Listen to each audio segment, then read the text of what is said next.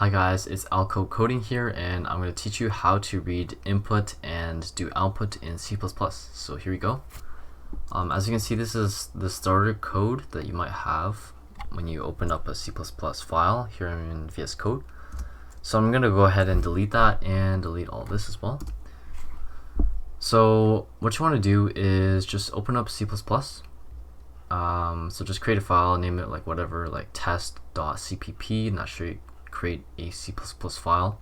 And then you want to have a function here. So if I were to have nothing in here, I would start by typing int main, parentheses, curly braces, press enter. And here we have the function where we're going to write all our main code in. It's basically the main function that runs when we hit run to VS Code. So as you can see, nothing happens because we have actually nothing in this function. So we're going to go ahead and type hashtag include and then less than iostream greater than. And then we have using namespace std, which stands for standard library. Sorry, it stands for, it's just like the namespace std, so we don't have to enter it in whenever we're doing anything from the standard library. So for example, if we didn't have this, we'd have to do cout and then I don't know, hello world. Then I'll just leave it like that, semicolon. So this is how you would read output, but if you actually add this line using namespace std at the start, then you can just like remove this part entirely, so you just have cout. So how you would read this, this is the print statement, by the way, so let's check that it works. There you go. Hello world is printed in our console, and essentially what happens is it's called cout, that's how you pronounce it. Then you have two less thans in these quotations, whatever you want to print out, and then a semicolon at the end. So I can have multiple print statements.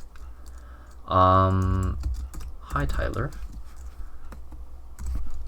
and then I press save, so Control S and run. Usually if you just run, it saves by its own. And here we can see that it actually prints it out on two lines, which we don't actually want, right? So it kind of looks weird. And how you would fix that is at the end of this line, you want to type \n. And what this does is it creates a new line character. So when you press run again, then it actually creates a new line. So this entire thing is basically the new line character, or \n, which is in a different color actually. If you zoom in, so that essentially fixes our problem. So that's great. Now, okay, you're saying, how do you read input? Well, let's say you want to read in an integer, which basically means you enter a number into the program. So what you're going to want to do is you want to create an integer. So you can do that by just typing int n, or name it whatever you want. So like number or something. So then what you want to do is, you guessed it, you type in cin. But this time you use two greater than symbols, and then whatever variable you want to pass in. So I actually want to read out this number. So we just created a variable. Don't worry, you don't have to know how this works, like this data type, this name, but you just want to create this variable as I've shown, and then with this variable that called number, you can actually just read it in, which basically means you can ask the user to put the value of this variable. So if you've watched my Java beginner video, which would be great, but I don't know why you would have, since this is about C++. Anyway, you would have known about variables. I'll be making another C++ tutorial soon, so just don't worry about that. So we're gonna go ahead and print out this number and see if it works.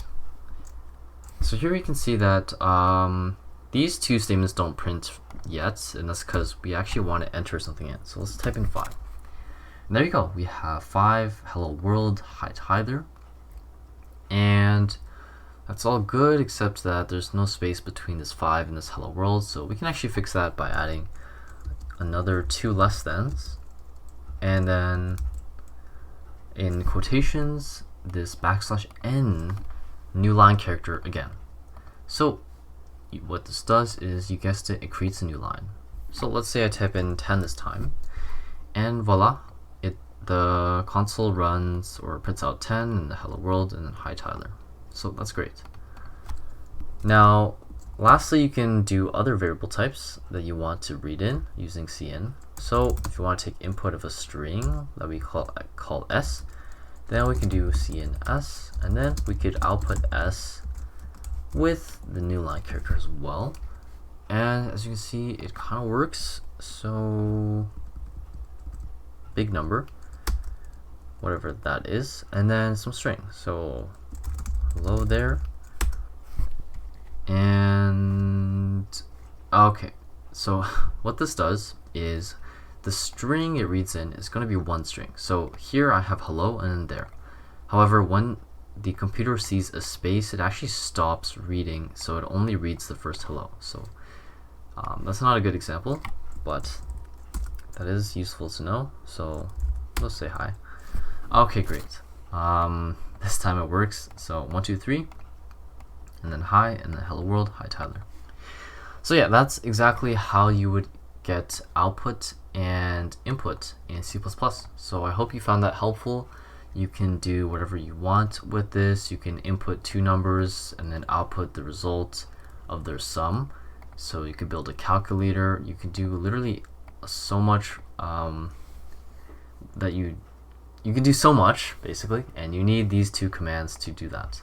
So I hope you learned that from this video, and let me know in the comments what you thought. Bye bye.